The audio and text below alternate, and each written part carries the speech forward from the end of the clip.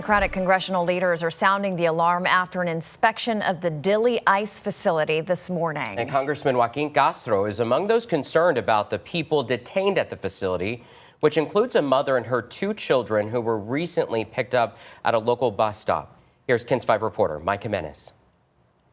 This is a black eye for our nation.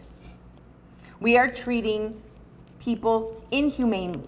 It is vile. Democratic Congress members held a press conference Tuesday calling out what they say is the cruelty being carried out at the Dilley ICE facility against fathers, mothers, and children, citing the lack of nutritional and medical care. They don't get to see doctors.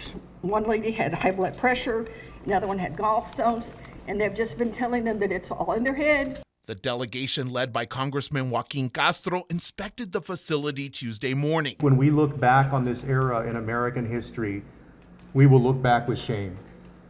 We will look back with incredible shame of the human rights abuses, most particularly against children, that were committed at places like Dilley. Castro's visit comes on the heels of the detainment of the Uzcatequi Labrador family, an Alamo Heights family that was detained at a bus stop last Monday. During that incident, 11-year-old Victor, 8-year-old Montserrat, and their mother, Maria Betania, were taken and are currently being held in Dilley. The kids, as you can imagine, were distraught.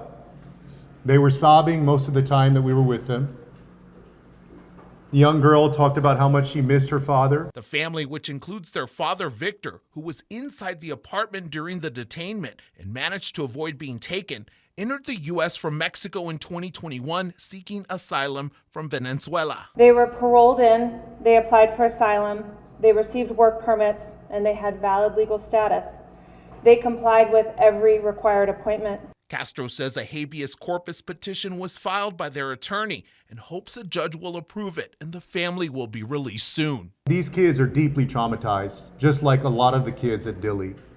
There are 93 children who are still at the Dilley trailer prison.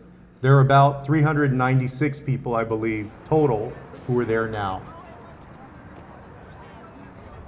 And the congressional delegation is also calling for the release of all children and families. And Congressman Castro says his goal is to shut down the facility and will continue working towards that goal. Mike Jimenez, KINS 5.